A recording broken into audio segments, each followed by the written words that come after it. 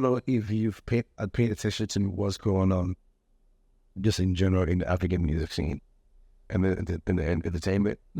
Is what's happening is that there's been like everybody's doing like these parties, these bottle service things, everything. But like I want to bring a different type of experience where it's like it feels like crush and it feels like you have a good time without worried about I need to get a section as either that just be because it's like you could go to any city and find where to go pop a bottle and wherever hookah lounge or whatever that is. But I want to bring in different experience that how they're able to deal with that, right? Done to bring it up. There we go. Let's still check it. Yeah, I want to bring like a different type of experience where like nobody is still in the African space and like because I'll give you an example. So I'm not gonna say who the artist is. Can you see? Is it recording? We recording. Are you recording right now? Yeah. Okay. I don't even want to say who the artist is, but we were in Atlanta, and this venue had two spaces. So one is across the street. It's like literally like where your kitchen sink is and where we're sitting. It's just all separated. It's just a small space. So the venue, there's a venue A, a venue B. So we in venue B, in venue A. They did a smaller space. We did a bigger space. We sold more tickets than the bigger artists who had more following than us. The event. Yeah. Yes. And we did more sales than it as well. We did more sales than that. So, I mean, so it's about experience, right? It's so, absolutely experience. So I always tell people is like for me, I'm heading towards like a different direction where a lot of things like my goal is to like create an African like nation. So we don't have to depend on it. So you can create our tours probably because right now the African tours are run. I don't like the way African tours are run. I agree. They don't tour in Africa first. Yes. Most people. They want to come here and make the money. We get it. The money's here. But there's money to be made back home. And there's a way. There's a way, right? There's a way, but I don't think people want to do that work. And for me, so I mean, when I want to retire, there's the type of things I want to do. It's like go home and build that infrastructure of like touring in Africa. Wow. For like, not only for African artists, but for like entertainment. In general. Just yeah. the infrastructure. Yeah. I'm with you. I totally get and that. It's possible, you know? And it's all through like partnerships. Because I don't want to own the venue. I just want to be partners with the venue owner. Because at the end of the day, you're allowing those who have invested to build up a venue to benefit. Yes. Right? So, I mean, there's nothing like collaboration. There's nothing like it when it's with the right people. So let's talk about it. BLAQ PAGES. Yeah. Do people know your real name? Only a few. The chosen few. The chosen few. I mean, I don't mind saying my name for the world. You know, I mean, it's on Google. That's all. Unless if they don't know, even though you don't know me. It's the mystery is hilarious. Yeah. But I mean, do what you want.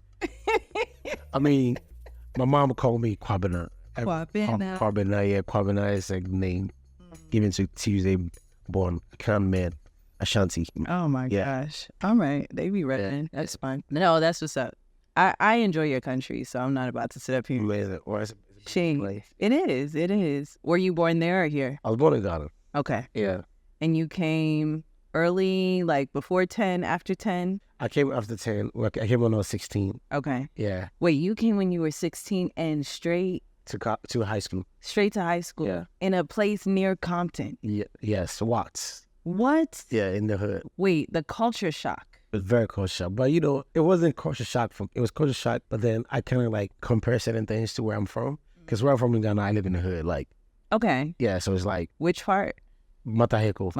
In Accra. It's a small place in Accra. Okay. Is known for like people who came to settle from like different part of Ghana and Africa. Okay. Especially from Nigeria, because people came to settle in that area. So it's like a set, like, so people are just, so it's like, it's not really one plan. It's not like the houses are all over the place. There's other places, you know? Settlement. There's no settlements. Yeah, in Freetown, the area there is Frobe Road. It's very similar, yeah, as far as what you're describing. When I went to Ghana, I stayed in Adabraka. Okay, that's a nice neighborhood. It is. It's a very historical place. Yeah. I thought it was beautiful. It was a beautiful experience. But we were in other places too. But I did not go to where you're from. Yeah, Montego. No, I mean, you have to go with somebody you know. It makes sense. To go there, because there are places where you have to pass, and you have to pass into people's house to get to the next street. So if they don't know you, you're not. Or if they don't know you, still have to pass it with confidence. Okay. Like you belong there, like you belong, like you know what you're doing. Okay. Yeah. I was people looking like, okay. So that makes sense then, the way you were explaining being in high school and at Watts and that's not different. No, it's not different. Okay. And also like that place also was known for like violence and like kidnapping and back in the days when I was little. Mm-hmm. So it's like people know it has some sort of reputation. It's like, and it's very like, it's a place to like, it's known for like when they catch a thief, they just kill the thief, they just burn you. Yeah, so it got to a point. There's no evidence. So at that point, people just stop stealing in that place. All right, so I think I get it as far as like your ability to easily adapt. I adapt, yeah. Okay, all right. So a lot of, I will say, first generation, right? Even though technically sometimes it's first generation or second generation, depending on the term. But you came here as an immigrant. Like you came here and then, boom, not your parents came and then you were born like myself, right? What was your experience like? Did you get made fun of? Did you go through the African booty scratcher? Oh, yeah, I went through the whole phase. And I even got to a point where it's like, they're calling me names. I'm fighting back. I even got a scratch from like headbutting this guy. I fought like twice or three times. My parents don't know. The headbutting, but like crazy. But if they don't know, I fought. I had to prove a point. Yeah. And once I proved a point, everybody started messing with me. Okay. And I think it's just even at some point I didn't even want to claim where I was from. Right, but then I sat with myself and I was like, "Yo, I need to be proud of who I am and like where I'm from." So, but what age did you sit with yourself? Because as soon as I came, because I feel like it was happening. Okay, well, it was happening. There's grown ass men who really still be lying. No, I couldn't It was just like when I came at success, I was like, "Yo, man, how do I fit in? How do I do that?" And I was figuring it out. Okay, and I was like, I don't need nobody to like me or not like me. I'm just going to be who I am. That's what's up. I love to hear it. Okay. So high school, how did you go from, that beginning in the hood, like in one of the most, I would say, like world-renowned spaces to grow up with that sort of like, I don't know. I don't want to call it violence because here you are. I say chaos. Okay. It's very chaotic. I don't want to so chaotic environment. Okay, it's very chaotic. But here you are now, like that's a journey in and of itself. I try to tell people all the time, like people will read your book if you write it. So consider writing a book. Definitely. Yeah, please. Definitely. But like, what's the journey from high school kid trying to figure out like how early did you know that you wanted to be a representative of the music culture? Like, I would say I've always been into entertainment. Okay. Even when I was very young, I was in the school play. I used to drum. I used to do poems. I used to do so many things. I used to be in the entertainment space in school, so people knew me. Like I was like the forefront. Because I like to entertain people. And I was even as a kid, I would just stand in front of my parents and just start singing or start like acting and start like doing different things, like drumming the table, doing different things, because I like to see people happy. That's like my form of like I like to see people happy. That makes you happy. That makes me happy. Okay. And because seeing that on people's faces like brings joy to me. And I'll talk about that later with. Yeah. So because back to your question, what was your question again? So my question, at an early age, you knew. Okay, cool. So then how does that go from, just because, people that are very animated, they do these things. They're the animated one of the family. Sometimes they're the comedian of the family. Or how do you take that, though, and make it into real business? Real business. I mean, so fast forward. And I was talking about how I should love entertainment. So when I came to America, I didn't really even know where I was at. Like I knew I was in LA, Los Angeles, but I didn't know Hollywood was in Los Angeles. Oh, I didn't know. So, and I've heard of Hollywood, but I didn't know the idea of it or what it is, what it represents. Okay. Like, I didn't have no idea what Hollywood is. So one day, one of my friends took me to Hollywood Boulevard. Yeah. Yeah. So, and they showed me all the stars. He was like, yo, you want to go? I'm going. He said he's going to Universal Studios. Yeah. He got extra ticket. I'm like, bet. Like, let's go. Mm-hmm. So we went walking around. I'm like, we're watching all this place. And then we went to see Hollywood Boulevard. We took the train. He showed me all these stars and what it represents. And like, like, yo, man, these are like, you know, when you become a Hall of Fame. What's a Hall of Fame like? You know, when you reach a certain status of like, you know, entertainment or whatever space you're in, but mostly entertainment. It's like, yeah, that's where like legend, like showing like everybody, Michael Jackson, everybody, like, you know, all the legends. And I was like, oh wow. I was like, really? I was like, yo, this is dope. I'm like, explaining Hollywood, and I was like, oh, okay. When around that time too, same time, I was in a group on campus on high school, in a group like this rap group on campus, and I was the DJ. You know, but it wasn't like I wasn't taking that serious. I was just like, whenever we have like talent show, or like send some like house party shows, I just play the music for them, and like, you know. So it was literally just on some just vibes. Yeah, like you just want to make sure the vibes was so. But let's go back a little bit before I even get into the DJ thing. Growing up in Ghana too, there was these two brothers, right, that always used to bring out their sound system out every day, almost most of the time. Thursday, Friday, Saturday, Sunday. They'll bring the sound system and they'll play music. Their DJs, they're advertising themselves. I used to go and just help them set up, and then they have like programs I have them set up. But also one thing I realized about them is that if you don't book them for your event or any type of occasion you're having or celebration, it's not gonna be lit. People don't even show up because the neighborhood know, if those DJs are playing, if two brothers are playing, if those two brothers are playing, they're not playing, yeah. And they have other DJs around them too, like friends that will come and play with. Okay. So if they're not playing or they don't want to play, nobody's gonna come. I'm not even gonna go help. I'm not even gonna be there myself. So I was a kid. I was like around like 7, 8, 9, 10. Going to go help. That's crazy. Yeah. And like that's when I come. I used to go to like boarding school. So whenever I come on vacation, I just go help them, and Wow. So I used to watch how these entertain. I was like, yo, when I grow up, I want to do this. I want to entertain people. Where are these brothers now? Man, I mean, it's crazy. I mean, some of them I went back and like just like the lives they're living and like the conditions they're in. You know, I wish I could help. I mean, all they wanted from me was like money. You know. And like I'm trying to like show a bigger picture, but no, you can't even show them a bigger picture. But they told me a lot. I saw a lot, just like learning, just watching them. Right. So when I fast forward back to high school, I was like, yo, like now I'm in this position. I know what Hollywood is like. Is this something that I'm like? Is something I really want to pursue? If I am, I have to take it serious. But I didn't take it serious until I went to college. And I remember being in class playing with Fruity Loops. I was saying. Playing with Fruity Loops, and like and not taking class serious, even though it was easy to me. And I was even in high school when I came. They took me a grade back. Oh, they had me start. They typically do that. Yeah. So when they did that, it's giving shade.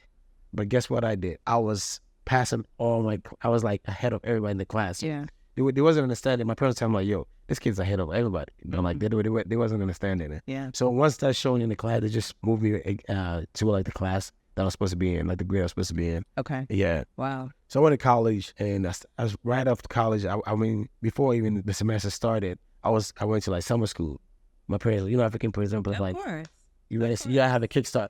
If it's summer school, I didn't even take it serious. Of course. I was like in class making beats and like meeting who the cool kids are. Yeah. Who would like the sophomores and the people who throwing the parties. I'm figuring out who's doing their what. I figure out like who do I talk to like play the basketball games and like DJ all these events. So I started knowing all these athletes and everybody who's in charge of this and that. So every space that you've been in, you figured out how to make it work for you. Yeah, I figured out who's. So it still aligns to who you were before. Yeah. Yeah, that makes sense. So I started DJ all the basketball games on campus, everything, and we started the school first radio station. Oh wow. Yeah. So I started the first school radio station. And then I dropped out. I don't think you said the school. Oh, Cal State. Okay. Cal State LA. I dropped out as an African. My freshman year. What did your parents? Oh, they were mad. They were pissed off. They were like, I'm like, what? They were disappointed. All sort of things. But Wow. I mean, let's drink to that. Let's do drink that. Yeah. Oh my goodness. They were pissed off. So for me, I sat them down. I was like, that's not what I want to do. But like for now. I would just go and start working and make some money because I need money, and they're not giving me any money. They're not doing nothing. Like, I don't want to be walking around here and like nothing in my pocket. You know, I told, because in high school I didn't work. I mean, high school I tried selling like newspapers and like working at TJ Maxx, all those things. It didn't work. I always like quit. I quit within the first week or two. I'm like, this is not for me. This is not the life I want to live. Like, I don't think I'm made for this. Because this is the way I'm like putting up clothes or folding this, doing that. Retail was not it for you. Somebody telling me what to do. I mean, I don't mind some people telling me what to do, but it's just like how it's being, like how it's being told. Like, I have no passion for it. So I quit and I just worked. I went to North Dakota, moved to North Dakota. What? Yeah. Whoa. For like a whole year. That's like a plot twist. Yeah. North Dakota? Yeah, I worked in the oil field. Yeah, I like little had a fracker. Shut up. Yeah, I did so much oil, like dirty oil jobs. Like, nah, but low key, this is building character. Yeah. I worked in the snow, negative 30 degrees wet. Nah, that's why when you said North Dakota, I just was shocked. Yeah. Because what black people are there? There's a lot of actually Africans there. There was so many Africans that were working there because when they came to America, their goal is to make money. Okay. Because if you came from Africa straight at a certain age, I don't think there's time to waste, and it's time to like, we have family depending on you. I agree. So you have to go straightly to the workforce. That makes sense. And for me, the position that I even got, I'm supposed to have a degree for it, right? And to be trained for it, but like they trained me on the spot. As everyday goes, they were training me. Wow. So I did that for a year. Came back to LA, tried to go back to school, and didn't work out. I dropped out within 2 weeks. My parents were pissed about that too. Because I tried to go to music school, it didn't work. Went back to North Dakota, worked for another 2 years. I made money, paid off some of my student loans. Okay. And then I started I was like, yo, when am I going to take this music thing serious? Yeah. And then I realized that there was a gap, right? Around 2014, between 2014 to 2016. I realized there was a gap of like African music. Not because I saw around 2014, I was like, yo, what sets me apart from all these other DJs? Because I was playing hip hop, I was playing everything. Sure. You know, but then I felt like I wasn't growing in that space. So when I moved out to North Dakota, I was like working on my music, working on my craft, DJ, African music, rich shit, like what's new, and then I discovered like Black Coffee. So like it was like mind blowing. In 2014, I'm discovering Black Coffee and all this music. I discovered Amapiano around like 2015. Yeah. You know, so now everybody's on Amapiano, but you know, discover all this type of music and like working on my craft. And then I finally moved back to LA 2016. And I used to go back and forth, but like 2016 I moved back and like I was like, yo, I'm gonna do this. I quit my job. So I'm since 2016 I've never worked a job. 2016. 5. So yeah, I took like that leap of faith. I tell people all the time, 2016 there was something in the air. Yeah. 2016 is when I moved to New York and I was full. I've lived in New York before. Yeah, you know how it is. Yeah, I lived there for only 2 months. I was like, it's not for me. New York is not for everyone. It's not for me. Yeah. Because I'm a soft life. It's like, this is the train. Pressure. No, yeah. I could do it for like, I'm in a different headspace. Yeah. Like, I want to be able to drive my car, get out, park, go get something to eat. Like, if I want to take my girl out to eat, like, I don't want to be on a train with my girl. It's not romantic. It's not. It's not. Seeing all these rats and all these roaches. Something in her ear. There's a weirdo right now. Yo. You know, yeah. And like the handrails are dirty. People digging their nose, their booty, whatever, grabbing on their handrails. I'm being serious. It's not a hygiene. I know. Hygiene. But every time I go to New York, I get back, I'm sick. No, honestly, people don't realize. I didn't realize until when I left, like what I had subjected myself to by being there consistently. So you preach into the choir. About culture in New York? Yeah. So the vibes in New York is crazy. It's unmatched. The food, culture. Your ability to touch any type of culture, damn near any time of the day or night. Yeah. Who you'll meet in the most random setting. Yeah. And it could literally change the trajectory of your day. Yeah. Or life. Life. Yes. Yeah. But like, so like, you know, it's. But you might get sick. Definitely. Every day. But you know, another thing too, I realized at that age, around that time, when I was living in New York for like 2 months in New Jersey, I used to go back for years in New York. I was like, I couldn't raise a family here. No. I was like, no. I was like, yeah. I was like, I can't raise a family. When I say your perspective and mine's the same. Cause I was like, yo. When I moved to New York, I said, I'm giving myself a year. I can't be here past a year. Mm-hmm. That didn't actually work. But my point, to your point, you see when you're going up the train, the stairs, and you see a mom either by herself, and a kid, and the baby is in the stroller, and you're hoping somebody will just help you carry that stroller up the stairs. And sometimes people are really, because sometimes people bumping into you. They're bumping into you. They're not, and it's not about you. They're just really about their own. Yeah. New York is a busy place. Yeah. You got time. And I think because of not being from there, I would see stuff and it would really hit me. Yeah. And I was like, that can't be. Yeah, same. I was like, yo, I can't be that. I can't go to work or like go be like as a man, be somewhere my wife and my kids are taking the train. Yeah. Because that's the fastest way to get around. And it's like, and then you have a car at night and driving like.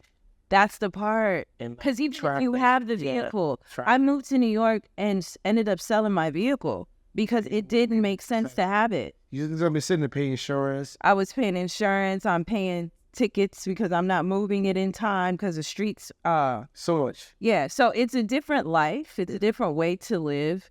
And it doesn't work for everybody. But I mean, New York can teach you a lot in 2 months or 2 years, right? It like if you're there with an open mind. Exactly. Yeah. Exactly. So okay, that's what's up. So you found your niche because what I like about what you said is like you already were exploring and exposed and delivering other genres, but you know who you are in the core. You know that you're African, you're West African, Afrobeat to Afrobeats. Highlife, hip, all of that is a part of ingrained in like your DNA. Yeah. But in that time, I mean, there weren't a lot of DJs that were playing that. You had to go to an African party. Yes. So like what we were talking about earlier about like the gatherings, the community and stuff like you had to be in the community and attend a community party, event, whatever, in order to hear that music. Yes. You couldn't hear it. You have to be in a certain else. type of, it has to be in the community to hear that. Literally. Yeah. And now you don't. It's everywhere. It's everywhere. Yeah. So tell me about the vision of how you take and realize I have this, I can fulfill this gap, but there's more to it. You're not just now showing up to just. Yeah. So I mean, for me, I always look at music as a tool to connect with people. Yeah. And also to, as African, is also like a good, but also to it's for me, music has been a tool for like to communicate with people. So I've always wanted to like show people. Show the world, and African music is not just like Afrobeat. So for me, when I seen that space and seeing that like this is not happening right now, and looking at this like looking at the bigger picture that this is gonna be big, right? And so what made you realize it was going to be big? Because when I started discovering like it wasn't even Afrobeats that made me get into like. To know that it was gonna be, it's like when I discovered Black Coffee and see what Black Coffee was doing in 2014, 2015. There's always that entity or that person or whoever that makes you, that inspires you. So Black Coffee have you connected yet? We never met, but I know we will meet and it's gonna be amazing. I can't wait I know it's gonna be for amazing. that for you. Yeah. I know one day I'm gonna DJ with him. I'm gonna get to work with him. Yeah. But I feel like everything is like timing. Yes. It's gonna happen. Yeah. So it's like when I saw that and a couple of DJs, like a couple of producers because I was looking into like production and like African music production, everything. So I started discovering all these producers from Africa, mostly from South Africa and Angola. Okay. Started discovering all these producers, and I was like, wow. And these DJs, I'm like, yo, this is amazing. So I was like, yo, this is the sound, like this is the type of music I want to present to people. And then I started discovering all this music because I already knew about the Wizkids and the Burna Boys. There wasn't a big star yet, but in our spaces, they were in our space they were, but it wasn't like that global. No, not yet. The global. Listen, I was in Atlanta at Club Cream. That was supposed to be Wizkid's first performance in the United States. His visa didn't clear. All they kept doing was playing Don't Dull over and over and over to keep the crowd going because they didn't want to tell us. But I knew like one of the promoters, and he just like told us like, yeah, he's not going to make it. So I remember, like, we remember when it was our music, like it was our tuck thing, and then when it finally like exploded and everybody was like, oh, yeah. I think 2016, 2017 is when it started exploding. Yeah. But I feel like it's already been already exploded in Europe. I feel like years ago, before exploding in America. Well, do you remember? So we were so shout out to my youngest sister. Happy birthday, Bintu. Her birthday's today. Amazing. Happy birthday. Yeah. And Friday we were at her family like party, and we were playing videos, of course, and making fun of her because we were like, every time we come to your house, this DJ's playing, but we never get to meet him because, you know, he's on YouTube. But he has this setup where it's like... Is this DJ Shinsky? It's not... I know who you're talking about, not him. This guy's... it'll come back to me. Okay. African? Yeah, for sure. I think it's like Move Boy, something like that. But set is pretty good. But she always plays him, so we always say like, you gotta introduce us one day because he's always playing. But so we kept playing other videos afterwards, and D'banj came on. Do you remember when D'banj? Yes. Do you remember where you were? Okay. Yeah. Oliver Twist, right? Yes. Yeah. When's the last time you watched the video? I've been actually listening to the music. Most of the time I listen to music like every week. I wouldn't say every week, but when I'm going through my sets, it's just some of his songs kind of like. Part of me feels like there needs to be like a D'banj tribute or something. You know he's about to be on tour. With who? Just him. Oh. Thank God. You should go on his Instagram. I'm absolutely, because like I remember where I was when we first heard, even P Square, all of them, and so like Big Sean was in his video, like so many people were because in he was with good music, yeah. And I'm like, I don't think people really understand the significance of D'banj and what he did for the culture to like push it beyond. Yeah, definitely. So that's why I bring him up, because like you are in the business of pushing the culture beyond. I want you to talk to me about that. I mean, I've always looked at myself as the African music ambassador. That's what I call myself. I don't mean call myself the DJ producer anymore. Just make my notes. One thing, African music ambassador. Because my goal is to take the music to the people. In Africa, our biggest export is music. Biggest export is music. And music can bring us together. Music can unite all of us, the whole continent, and the diaspora. And it's doing that right now. I didn't like until you said it. It didn't make sense, but it makes perfect sense. Yeah, so that's our biggest export is music. Yes. Wow. And music is what's right now bringing people to the continent. The music, and then it trickles down to different things. So, how do you take that concept? You are here. I mean, obviously, you go back and forth on a regular basis, right? But you're here. How do you execute that? Through Afrobeats to the World. I'm doing that. That's why I'm touring with the music. So Afrobeats to the World, we're just not playing only Afrobeats. If you come to Afrobeats to the World, we play all type of music. But the goal is Afrobeats is big, so we use Afrobeats as the tool to push the music from Africa. You have Amapiano, you have Kuduro, you have Highlife, you have all type of music. Yeah. The list can go on and on. You know, that's my goal, is to, like, I made it my goal. Like, when I started Afrobeats to the World, before I had different brands, and then that led to Afrobeats to the World. Because I always thought, like, yo, how can I take the music to the people? Like, for example, like Columbus. Like, I have a lot of people who are like, you go to Columbus to go to an event. The shade. Like, no, not the shade, not like that. But, like, people don't know what's until you show them. That's why yesterday I was like, we want to show the whole world what Columbus looked like. For Afrobeats, you know. And shout out to you and the model, because I'm a business girl, so I'm always like looking at, okay, how was this executed? Pulling one of my favorites and one of my day ones, Burundi, onto that platform. You know, I know how good of a guy he is and how humble he is and how committed he is. But on behalf of all of those of us who care about Burundi, thank you. You're welcome. Because years ago, Burundi was like the only person locally doing this. And we used to promote, like, believe it or not, I used to be like a promoter. Amazing. I was like the only girl amongst men.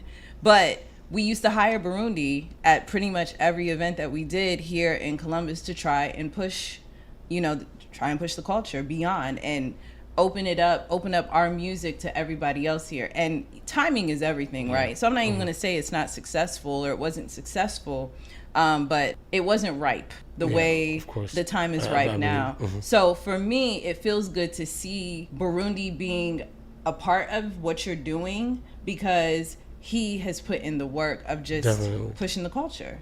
And Columbus is Columbus, but one of the things that happened during COVID, second cities came about, where it's after those big major cities, people started to kind of shift their priorities and how they want to live life. Definitely. Yeah. And so second city started becoming very attractive to investors. We were talking about earlier about just shifting your life. Where do you want to live after a certain time? And you've done this and that. Where do you want to go and like establish a family? Columbus is like one of those top cities.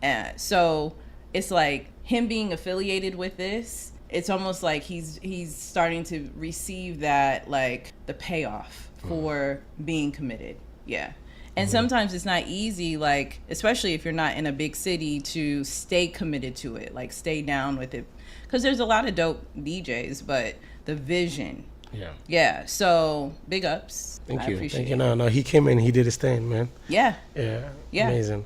The set was dope. The energy was crazy. Crazy. Yeah. The dancers. Oh yeah. The dancers. I got to talk with them, and they're just so excited, good spirited. It was all good vibes. Like, amazing. It was all good vibes. BLAQ PAGES. Yes. Good vibes. What's next? The tour. You just came from... We came from Atlanta last week. Atlanta. We've done Atlanta, Chicago, Minneapolis. All those cities were sold out. We did Detroit. We did Houston, Austin. Man. You said Mexico City. We did Mexico City. Wow. Yeah. Like, that's a big deal. Mexico City. It's so not many, that the other cities aren't, but 22 cities. So. Taking our culture, and this is the thing too. A lot of us, we go on vacation to some city in Mexico, right? At this point, if it's not Cancun, Tulum got big, especially during COVID. Yeah. I prefer Cozumel, to be honest. I just came from Tulum. Yeah. A few days ago, yeah. See. Friday. I was there from Tuesday to Friday. So then it's like one of the things that was like, it's always kind of nice, but it also is a little weird when you go to these places and it's like it feels like it's their first time seeing Black people. Yeah. And the way that their eyes get big, it's welcoming. It doesn't feel threatening, but it's always like it's like genuine. They're like, wow, they haven't. What is it like playing Afrobeats? Are you playing to people who literally have never heard Afrobeats before, or is it not? I think it's both. I think people who have heard it and people who haven't heard it, and also too like I was saying, like I just went to Tulum, and whenever like I encounter like the locals, it's like they saw a God. I'm being real. Yeah. It's like, because like, I feel like they don't have nothing against Black people. Just start with that. I don't think they have nothing against us or like have any type of like thoughts or anything, but just when they saw me, it's like, it was very welcoming, It's like, oh, you need anything? Oh, so it was like very welcoming. But I think, music is a feeling. It's a spiritual thing. Yeah. Right. So it's like, it doesn't matter if people will connect to it, if their souls connect with it, and it's very connected with it. So I agree. I feel like, and with African music, it's here to stay. So it's like, and music comes from Africa. So it's like, that part. So it's like that vibration is already there. Yes. I think it's almost like a trigger. Yeah. Like a reminder when they hear it. Yeah. I was in Boston 2 weeks ago, I think approximately for Thames, right? And we were on the way and our Uber driver, Dominican, had his flag up, all that. So we was like, can we control the music? And he was like, yeah, just on my phone. And we were like, listen, we're going to Thames, Lake Connor's opening. You're going to get this Afrobeats before we get there. And I asked him, I said, have you ever listened to Afrobeats? And he was like, I don't think so. So we started naming, the big popular radio ones, right? And then we said Essence, and he was like, oh, yeah. I said, well, the girl that's singing on that is who we're going to go see. And that's where it clicked for him. So, of course, while we're playing all these other songs, because my cousin's husband, he's also a DJ, Vibe Master. Shout out to Vibe Master. But he because of her living with him, she acts like a DJ. So she's playing what she thinks we need to listen to. And he kept adding it to like his own, he kept saving it. And we caught him and we were like, Jose, I see you. He was like, no, this goes. I like this. You can bring Afrobeats to anybody, anywhere. Anywhere. At this point in time. Literally. Yeah. It's a dope feeling because it's like, this is like, we know your music. We go on vacation to your countries. We take up, you know, what y'all are listening to. Here you go. But we don't even have to travel to do that. Yeah. I think to your point, people are just open. The music is what's touching. Yes. Spiritually. Yeah. So the tour is touring. But you have a major announcement. Yeah, I mean, the major announcement, yeah. You want to tell them? No, you tell them. Major announcement, Enjoyment Land, my own festival. So October 6th. So the goals of this festival is, you know, since like everything started from Africa, the goal is to bring all communities, whether black or white, whatever, Asian, to unite all communities together in one place. And the reason why I call it even Enjoyment Land is, like I was telling before, I like seeing joy on people's face. So it's like a land of like enjoyment of like celebration, you know? Yeah, fun, you know. So I can't wait. And we have Steph London. Who? Steph London. Steph London? Yeah. Headlining? Pew, pew, pew, pew, pew, pew, pew, pew, pew. Yes. That's a big deal. It's a big deal in LA. So if you're in LA and you want to come to LA to see Steph London, so enjoy and come with us. Enjoyment Land, October 6th. That's so awesome. It's happening. I'm so proud of you. Thank you so much. I mean, because think about it. Well, this is what I think. 2021, my sister and I went there to shoot content for I'm Young, for our clothing line. That was literally the project. And I had suffered a great loss at that time. And my sister I think she was afraid for my mental health. So she was like, I'm going to plan everything. Just make sure these days are available. And we flew to LA. So it was my first time being in LA in like over a decade. Oh, wow. Yeah. And I was kind of like, you know, I needed the sun, whatever. It was cool to get away far, obviously, from here. But I was also like, kind of like, I've never really been an LA girl, right? And this is right off of like coming out of COVID. And, you know, in the evening, I was like, bruh, there's no, like, where are we going to go out to? And we came to you. I don't even know who told us. I don't know, because I wasn't really in charge of that trip. But It's definitely K. Huh? It's K. Yeah. K Slay. We absolutely had a blast. Like, you're in my cloud. I don't usually hookah. I was hookahing that night, drinking, just having a blast. But the music, I was like, I didn't know LA they knew about Afrobeats. Like, that's so small. Whenever I hear that, I'm like, really? It's very small. It's a major city. It's a major city, but to be honest with you, that's kind of like, that's the reputation. Yeah, entertainment capital. I mean, it is the reputation, but like, until you come. But also too, it's just like, not to like put no shade or anything, right? It's not even a shade, but like, it's like, because most people, I feel like people have been coming to LA for a while, so they've been coming, they've not been seeing that. Yes. Or like experiencing that. So I think that's what it is. But like, there's pockets in LA. But also too, there are people in LA doing it, and it's not for the culture. It's for only the intention and like profit gain. Got right? you. Yeah, Okay. business. I respect that, but at the end of the day, you know, the people will know what's authentic and what's not. Yeah. So, listen, and like the authentic vibe in LA is very minimal. It's that's the part. Yeah, it's very minimal. It's like, if you want real African vibes, Afro vibes, Caribbean, and like, I mean, just good music. It's a very niche. It's almost like you gotta know somebody. You gotta know somebody. Matter of fact, It's the DJs. It was our cousin. It's the DJs. Shout out to Asma.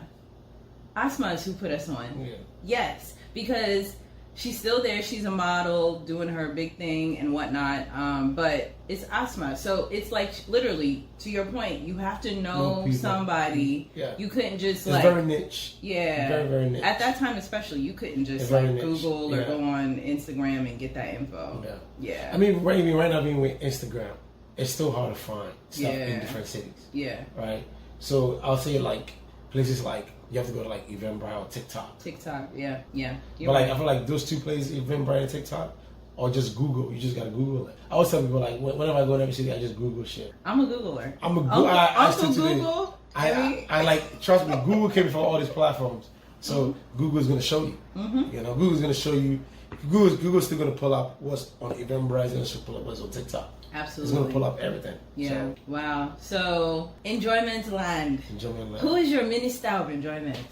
I'm the minister of enjoyment. I'm the minister of enjoyment. So I want to bring the enjoyment to the people, because when I bring to the people and I see them having a good time, my job is done. So you heard it here. BLAQ PAGES is deeming himself the minister of enjoyment. Yes. I mean, having a whole festival, low key, you kind of really are certifying that. Yeah. I mean, I always tell people claim it. I'm like I have different. So it goes from minister of enjoyment, the enjoyment department. We have the enjoyment department. The enjoyment department is like the courts. Yeah. It's like the courts. So and the courts come on the enjoyment land to display and do their. So people can assign themselves to be at the court. Yeah. The Joker. Okay. There's a follower. There's room. A congregation. So the department, you have the enjoyment department. So the people. What do you expect the experience to be like? What are you? Because this is brand new. So it's brand new. So this is what the people need to expect, right? First of all, since I love enjoyment. I love to enjoy myself. So you can't start an enjoyment without having a little drink. Okay. Libation. Yes. So the first hour is a free open bar for the first hour. Whoa. Free open bar. So that's just to start with that. Just get there on time. Free open bar. That's the only reason why people show up on time. Open bar. Because I know African people, you always want to be late. But this time we give you a reason to come early. Free open bar. People who want to come early. Free open bar. You heard it here first. Yes. If you come late, you missed out. You missed. And then we have like VIP lounges, we have games, we have a barbering shop, we have a spa, we have a tattoo artist, somebody on the grill, we have vendors, we have food trucks, we have a marketplace, we have live performances, LA's best DJs. Steph London performing, I'm performing. It's gonna be a big vibe. We got games, everything. And it's October 6th on a Sunday. Ooh. On a Sunday. You know, Sundays are fun day. I love Sunday fun days. Me too. I feel like you can get like maybe like the festival ends at like 11 p.m. So you can just go home, get some sleep. You feel me? You go home, shower. You be like, damn. You be like, I'm getting excited. I'm getting excited. Dang, you make me want to cut a ticket real quick. You should cut a ticket and surprise me, people. If you're there listening, surprise me, surprise us. Here's what I will say. Yes. Humbly. I met you in 2021. Here we are, literally the day after you bringing Afrobeats to the world to Columbus, Ohio, my quiet little corner. And this is my quiet little corner. And yesterday was not quiet. Like, people enjoyed themselves. I have the footage. Yo, I low-key almost got in trouble when I was doing my job as part of the media team. I'm sorry about that. Yeah. So you make sure all those I's get dotted and those T's get crossed, I sir. Got you. Yeah. No. I will make sure next time that doesn't happen. But listen, it was worth it, and I was on such a high. I was like, hey, listen, I've done what I've got to do, but like, it's no beef. So, and then even him, probably on that same high, he was like, I'm so sorry. I said, it's okay. So like, it's no anonymity whatsoever. Sometimes it's miscommunication. But honestly, what I can say is somebody who goes, like, I grew up going to Scully's, right? Like, that used to be, because reggae night, Sunday nights, reggae, live reggae. So, and I think that's still a thing, it's right? Something I heard, yeah. Very, like, it's one of those one of the few good things I would say about Columbus, no shade, but I said it, is Scully's. because of what you can experience at Scully's, no matter what music genre you gravitate towards. So reggae night, we know if you're into reggae, you can always go there. Big events, you can go there. You know you're going to have a good time. You know the drinks are going to be good. Like Scully's is one of those like gems, right? Mm-hmm. So the whole thing, it made perfect sense, because to your point, what I have been disappointed in is when big artists come to Columbus and they don't go to venues that make sense. It literally screws up the experience. Even if the artist is brilliant and the teams are dope, the venue matters. The venue matters. Big time. Production too. The venue and the production matters. So I just appreciate you doing your research, your team doing your research, because I know it's not just you. There's a team. Yeah, I met Rema yesterday. Yeah. Dope, just dope folks on your team. And not everybody looks like you. Yes. That's also what I'm a businessman. He's a businessman. I'm a businessman. I work with everybody. Amen. That's how you got to do it. I work with everybody. So where can the people follow you, stay connected, and ensure that they're getting all of what you have to offer to the world? Right here, you can see it at BLAQ PAGES, at BLAQ PA. I'm joking, guys. Yes, I meant it right there. You can find me on Instagram, TikTok, everywhere, Twitter, at BLAQ PAGES, BLAQ.PAGES. BLAQ PAGES. Yes. That's what's up. I'm so glad you came. Thank you for having me. Thank you for coming. I can't wait to have you back. Hopefully, if not before, right after you meet Black Coffee. Yeah, definitely. I'm manifesting that for you. Yeah, it's definitely going to happen. Yeah. Yay! Thanks for listening, watching. Of course, I Am Gayima, a podcast available wherever you listen to podcasts, wherever you watch. And we're here. Peace out. Thank you for spending time with us at I Am Gayima, a podcast. It's a shit show out here, y'all. We need each other more than ever, so let's stay connected. Feel free to share, like, and subscribe on various social media platforms. You can find us at I Am Gayima or Gayima Show on Instagram, Facebook, and Twitter. For a deeper connection, consider joining the community. Visit GayimaShow.com to submit your email and become a part of the monthly conversations. I actually try and send out notes consistently, and I respond. Until next time, be intentional about what you listen to and protect your peace.